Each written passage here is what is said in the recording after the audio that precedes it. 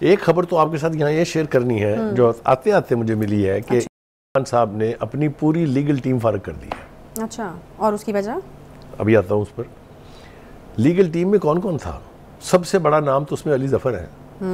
अली जफर साहब ने पीटीआई के और इमरान खान की कितनी केसेस में जान बचाई है और कितना उनका कंट्रीब्यूशन है, उनको इस तरह यकजुम्बश कलम फारग कर देने की मैं मुजम्मत करता हूँ। सही। और ये अच्छी मिसाल नहीं है। खान साहब के करीब होने के लिए अब लोग 2 बार सोचेंगे। मेरी बात रिकॉर्ड पे रखिएगा। अच्छा। ऐसा क्यों हुआ है? क्यों? ऐसा इसलिए हुआ है कि 2 अशखास हैं जिनमें से एक का नाम तो है लतीफ़ खोसा और दूसरे हैं चौधरी एतजाज आसन साहब। अच्छा। वो वैसे तो अब कहीं के भी नहीं रहे ना, इसलिए कि ना वो अपनी पार्टी के हैं।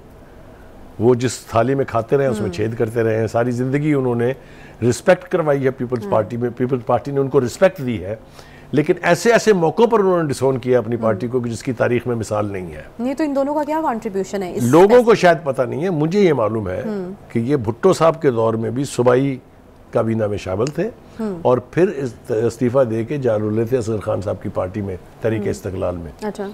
एक बात। दूसरी बात यह कि लतीफ़ खोसा साहब जिनके वो पार्टी कहाँ से कहाँ ले गई है, उन्होंने भी पार्टी के साथ एक बेटे की टिकट के ऊपर कंप्रोमाइज़ करके, यानी पीटीआई से टिकट लेने के चक्कर में उन्होंने अपनी पार्टी को डिसोन किया। अब उनकी एक गुफ्तगू जो है वो सोशल मीडिया पर भी वायरल है और कानों तक भी पहुंच रही है कि लतीफ़ खोसा साहब, टिकट का ही मामला था बुखारी जी बिल्कुल, दोनों के बेटों की टिकट का मामला था। खोसा साहब ने स्टैंड लिया, इस तरह का स्टैंड तो पीटीआई के लोगों ने नहीं लिया। ठीक है, बिल्कुल आप ठीक कह रही हैं। वही अब खान साहब को मशवरा दे रहे हैं कि ये जो मर्डर केसेस है ना 2 आपके ऊपर, इसके ऊपर आपकी जान पर बड़ा अजाब आने वाला है। अच्छा। और भी बहुत कुछ कहा है उन्होंने, वो मैं आज रोक रहा हूँ। ये जो डिसॉल्व किया उन्होंने अपनी legal committee, central legal committee, इसमें इन दोनों का क्या? इन्हीं का, इसके अलावा और किसी का रोल है ही नहीं। अच्छा, इनके कहने पे किया। हाँ, तो अब इनको बना दिया ना उन्होंने, खोसा साहब बन गए ना। सही हो गया। ठीक है, समझ आ गई ये बात आपकी। सही।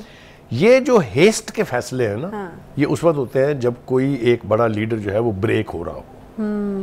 ये इस किस्म के अनहोने फैसले करना ये आपकी वीकनेस की दलील है, आपकी बहादुरी की दलील नहीं है। ठीक है जी। अब आ जाइए जनाब उस इंटरव्यू की तरफ जिसका मैं जिक्र कर रहा हूँ। क्या हुआ एकदम से असद उमर साहब को ऐसे इंकशाफात कर डाले और देखिए असद उमर साहब पीटीआई को जो है वो एक जारी करना पड़ा पेपर के, ये असद उमर साहब ने जो बोला इंटरव्यू में उसके हवाले जी। मैं उनके खानदानी पसमंजर में तो जाना नहीं चाहता हूँ क्योंकि वो बात निकलेगी तो फिर दूर तलक जाएगी। अच्छा। उनके एक भाई जो है नून लीग में, जुबैर अहमद उनका नाम है, और असद उमर साहब जो हैं ये पीटीआई में थे। पीटीआई का जैसा मैंने कहा कि बहुत बड़े स्टॉलवर्ड थे, लेकिन अब जो वो गुफ्तगू कर रहे हैं वो एक तरह से मुकम्मल तौर पर इमरान खान साहब और उनकी पॉलिसीज को डिसोन कर रहे हैं।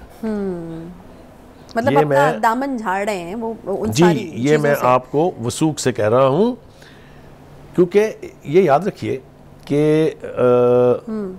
जो असद उमर हैं ये चूँकि पार्टी के सेक्रेटरी जनरल भी थे और इमरान खान साहब के करीब 3 लोगों में इनका शुमार होता था, लिहाजा वो बात जो उस वक्त कहते थे उस पर भी बड़ा लोग रिलाई करते थे, और अब जो वो बातें कर रहे हैं उस पर भी लोग सीरियसली सोच रहे हैं कि क्या कह रहे हैं, वो क्या कह रहे हैं। उन्होंने एक तो ये कहा जी कि जो मज़ाकरात के 2 दौर हुए थे पीडीएम की हुकूमत के साथ, उनमें पीडीएम को हम यहाँ तक ले आए थे कि वो डेट देने के लिए तैयार थे असम्बलियाँ तोड़ने की।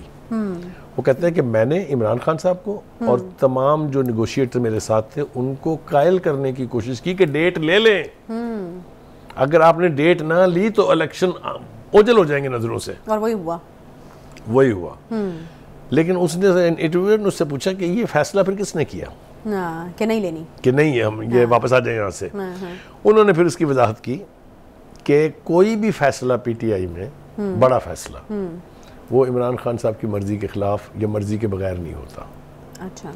तो उन्होंने सारा मलबा जो है इमरान खान साहब पर डाल दिया है कि उस मुज़ाकरात से वापस होने का फैसला खान साहब का था। सही। ठीक है जी। दूसरी बात वो ये कहते हैं कि -1 फार्मूला की बात हो रही है बहुत ज़्यादा। -1 फार्मूला उनका ख्याल ये है कि वो सिर्फ इसी सूरत में हो सकता है खान साहब खुद माइनस हो जाए। अच्छा, वो कहें कि मैं बैकफुट पे जाता हूँ, वरना नहीं हो सकता, क्योंकि वरना वो कहते हैं -1 का मतलब है माइनस पीटीआई।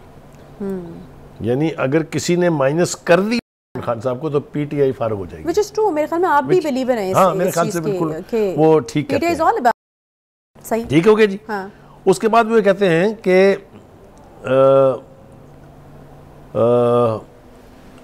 जो एक मीटिंग हुई थी जिसमें बाजवा साहब भी मौजूद थे, जनरल बाजवा, इनके सूरत हाल बदतर होने से पहले की बात, जब ये हुकूमत ख़त्म हुई, वो कहते हैं उसमें मैंने ये कहा था कि हम इज्तिमाई तौर पर अपने ऑब्जेक्टिव अचीव करने में नाकाम हो गए। यानी वो ये कहना चाह रहे हैं कि मैंने ये बात पार्टी के टॉप इजलास में, एक अहम इजलास में बता दी थी कि हम अपने ऑब्जेक्टिव अचीव नहीं कर सके, लिहाजा हम नाकाम हो गए। दूसरी तरफ जनाब आ जाइए अब। अच्छा बुखारी साहब, ये जो इलेक्शन ना लड़ने वाली बात उन्होंने की है, अब वो कह रहे हैं कि मैं तो पहले डिसाइड कर चुका था। देखें, उन्होंने बहुत कंडीशनल बात की है। उन्होंने कहा है कि मैंने कई महीने पहले ये फैसला कर लिया था कि मैं इलेक्शन नहीं लड़ूंगा 2023 का। अच्छा, लेकिन साथ ही उन्होंने ये कहा है कि अगर हालात ऐसे हो जाएं, अच्छा, या मैं समझूं कि ये जरूरी है इलेक्शन लड़ना, तो कोई ये हरफ आखिर भी नहीं है। अच्छा, लड़ भी सकते। लेकिन ये वो बात कह रहे हैं कि हालिया जो इस वक्त हालात हैं, इसके तहत मेरा कोई इरादा नहीं है 2023 के इलेक्शन लड़ने का। अच्छा। वो ये कहते हैं कि मैंने पहले भी कहा था और मैं अब भी कह रहा हूँ कि अगर पीटीआई चाहती है कि मुल्क में इलेक्शंस हो, मुल्क में पॉलिटिकल स्टेबिलिटी आए, तो तमाम स्टेक होल्डर्स को बशम खान साहब और पीटीआई को 2-2 कदम पीछे हटना होगा।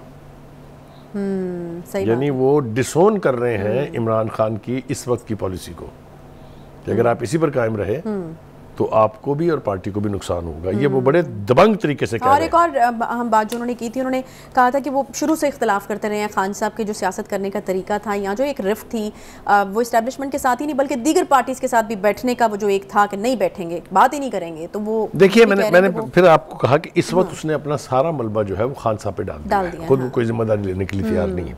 अब आ जाए 9 मई पे।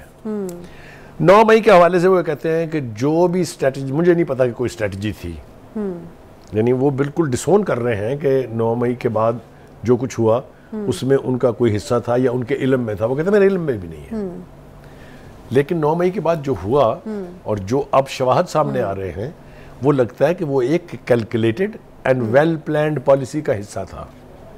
यहां तक भी कहा जा रहा है कि टारगेट्स तय थे कि अगर खान साहब को पकड़ा जाएगा तो कहां कहां जाके अटैक करना है। ये शवाहद सामने आ रहे हैं, ये कोर्ट के रिकॉर्ड पर भी बातें सामने आ रही हैं।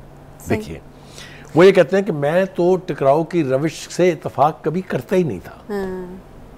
Again he is disowning his role and his responsibility in anything that has gone. लेकिन यहाँ पे भी थोड़ा सा तजाद है बुखारी साहब। उन्होंने ये भी कहा कि मुझे हालात ऐसे बनते हुए नजर आ रहे थे जिस तरह 9 मई का सानहा हुआ तो उस तरफ हालात जा रहे हैं। तो ये उन्होंने बिल्कुल कहा है। लेकिन आपने ये बात अब जो कह रहे हैं, अब भी तो पब्लिकली कह रहे हैं ना, उस वक्त क्यों नहीं कही? उस वक्त क्यों एक प्रेस कॉन्फ्रेंस नहीं कर दी कि मैं खान साहब आपको वार्न कर रहा हूं, देखिए अगर आपने ये किया तो ये हो जाएगा। बहुत बड़ा हो जाता कद उनका, यकीनन। ठीक है। हाँ। दूसरी बात ये कि वो कहते हैं कि मेरे बारे में और फौज के बारे में इब्हाम फैलाया जा रहा है। वो कहते हैं, अब ये बहुत यानी बारीक वारदात है, गौर से सुनिएगा इसको। वो कहते हैं फौज 4 जनरलों की नहीं होती। अच्छा। यानी वो ये कह रहे हैं कि बाजवा वगैरह की भी नहीं थी और अब जो है इनकी भी नहीं है। अच्छा। और वो कहते हैं वो 7 लाख सिपाहियों की भी नहीं है। अच्छा। वो कहते हैं फौज तो कौम की होती है। जरा फॉर्मुलेशन देखें। इसी फौज को धमकियां देते रहे हैं ये खान साहब के साथ मिलके। आपने नहीं सुनी? सही। पूरी पीटीआई की लीडरशिप अंडरमाइन करती रही है फौज को, और इस तरह अंडरमाइन किया है जो पाकिस्तान के दुश्मनों ने नहीं किया कभी। वो जनरल बाजवा साहब जिनकी तारीफ और उनकी यानी क्या कहूँ मैं, खुशामदी नहीं। तो फिर अगर असद उमर साहब की बात को सही मान लिया जाए तो फिर वो जो धमकियां थी, वो टकराव था, वो कौम के साथ था, अवाम के साथ था। देखिए, मैं फिर आपको ये कह रहा हूँ कि ये बातें अब जो की जा रही हैं, ये अगर वक्त से कर देते तो शायद इनकी कोई अहमियत होती। अब वो सिर्फ अपने ऊपर से मलबा साफ कर रहे हैं। उनको इसकी फिक्र नहीं है कि इसका इमरान खान को क्या नुकसान होगा या पीटीआई को क्या नुकसान होगा।